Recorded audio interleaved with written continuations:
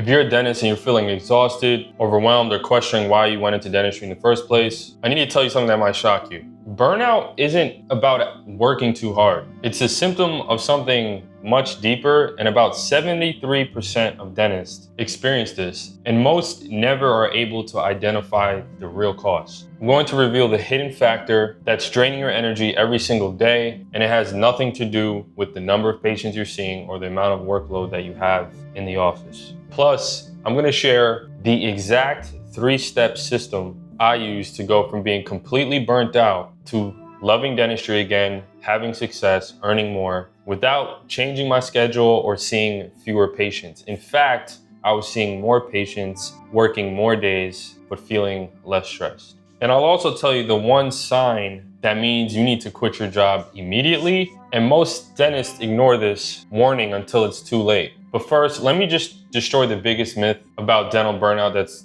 keeping you stuck. See, burnout isn't just exhaustion, it's a symptom of an underlying issue that is much deeper than what is going on the surface of your day-to-day operation. See, a common myth is, oh, I just need a vacation. I need to take time off. I'll feel better. But the reality is that burnout's going to return when you come back from vacation. It's about systems, creating a routine that's healthy, and having control over the way you practice. And to be honest, high achievers are more susceptible to this because you get this dilemma where you're trying to see more patients while still doing quality dentistry, right? So quality and quantity, you're trying to do both at the same time. You're gonna get stressed, you're gonna get stretched thin, and it's a natural pressure that will exist. But here's what's really happening in your brain when burnout hits and why taking time off actually makes it worse in the long run. See, the truth is there are actually 3 types of burnout that affects each dentist differently. And if you don't know which type you have, you'll never be able to fix the real problem. So there are 3 types of burnout and each have a different solution. Type 1 is a systems burnout. So this means you lack a routine in your day-to-day schedule. You don't have specific workflows that allow everything to go seamlessly and creates more errors or mishaps. Preventable daily frustrations like, just simply being able to scan your schedule in the morning and have that extra time to kind of see what's going on for the day before you just walk into the office to the unexpected. And in this type of burnout, you're more reactive than proactive. So to fix this, it's simply just about being proactive, right? Creating a schedule, creating better time management, having a routine when you get home, when you start your day in the morning, and kind of beating problems before they develop, being on top of your schedule, being on top of, oh, this patient has a special case, I'm gonna make a note. Having a system you use to kind of jot down any little things that are out of the ordinary. The second type is environment burnout. So this is just from a toxic workplace culture, unsupportive management, or constant conflict and stress with the people that you're working with.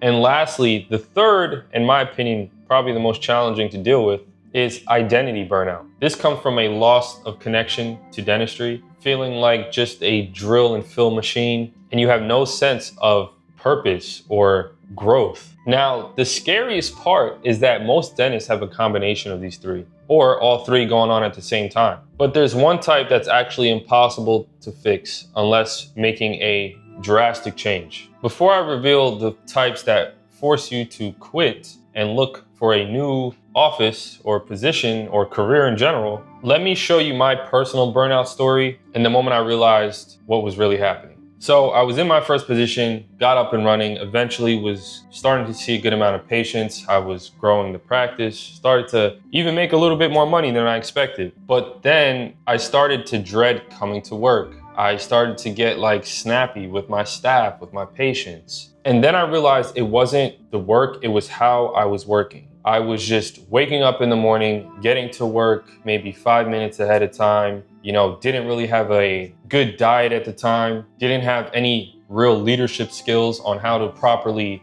train and lead my assistants, train and lead my team. I didn't really understand what leadership actually looked like in the dental office. But the breakthrough came when I implemented this 3-step system that changed everything. So this system can actually work for any type of burnout, but there's a specific order you have to follow before things actually get worse. So step 1, you need to acknowledge and assess. Admit you're burnt out. It's normal. It's going to happen. And quite frankly, I don't think any of us are going to be free of feeling burnt out. As long as you're someone that wants to strive and wants to be better, you're going to get these moments where life kind of forces you to change yourself in a way to become that next person. And you have to change your habits, your way of thinking, your way of living. So you need to take that time, reflect, identify it, pay attention to which is the type you have, as we just listed, and list the specific stressors and triggers. Write it down. Second, you need to create systems and boundaries. Review your schedule in advance. Every Sunday night, you should be looking at your schedule for the whole week. Identify any areas where things are wrong. Oh shoot, this patient, I actually wanted to do this. Have the front desk call the patient ahead of time to prevent,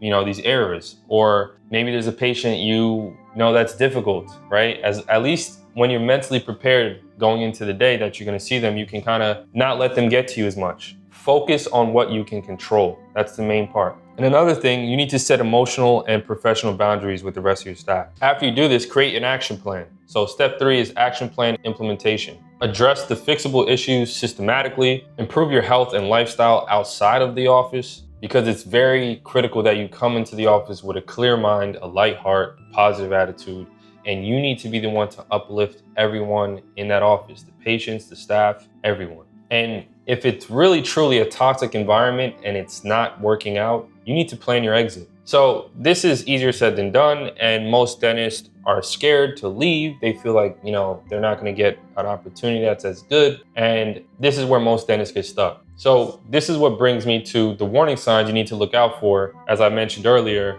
and the one indicator that you need to start looking for a new job. So here's how you know if your situation is still manageable and salvageable. If management is willing to listen to your concerns and they're doing things to properly address them, it's a sign that you should stay. You can implement systems that you think weren't implemented before, do that and see if things change. If things start to improve, then stay and fix it. If the issues are just mostly with your procedures, that's not really a reason to leave. And as long as you have some type of control over your environment, someone's not breathing down your neck, micromanaging you, you have somewhat of clinical autonomy in what you're doing, you should stay, because a lot of these problems you're going to deal with in every office, unfortunately. Now, you need to leave immediately if the toxic culture doesn't change or won't change, management is unwilling to change it for you, management is creating the problems, your health is being affected, you're having mental and emotional and physical distress. And if you try the systems that we mentioned before and nothing improves. So if you start dreading those Monday mornings on Sunday nights and you're just like, gotta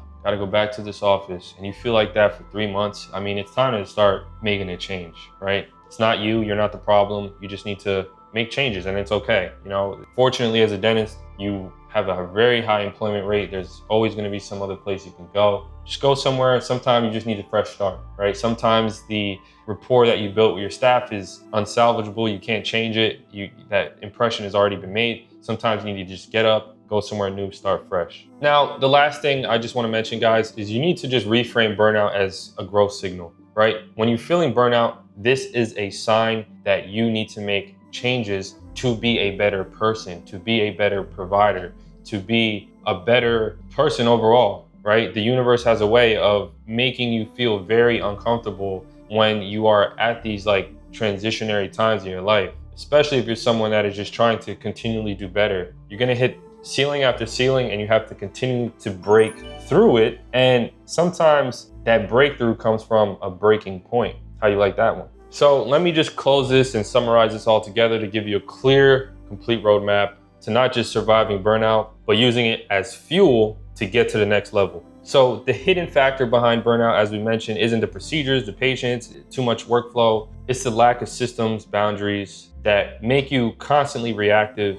instead of in control. We have the 3-step system that we are going to implement, which is acknowledge and assess your burnout, create systems for what you can control, and take action. And even if it means leaving that environment for a better opportunity. Now, when to leave? If you've been dreading work for over 3+ months, it's a toxic workplace, management isn't supporting you, staff isn't supporting you, you're the only one that seems sane, that's an extreme red flag. You need to get out of there. And here's what changed everything for me. I realized burnout was my signal to level up and look deep within myself, invest in books, invest in, watching videos, meditate, right? Invest in coaching to get guidance on the type of direction you should go in. it's always a sign that something needs to change in your life. So use it as motivation to find better opportunities, build better systems, and ultimately create the career that you want. And the final thing, guys, is burnout isn't the sign of the end of the career. In fact, it's actually just the sign that you're beginning a better one. The key is to listen to what the burnout is telling you and take action immediately.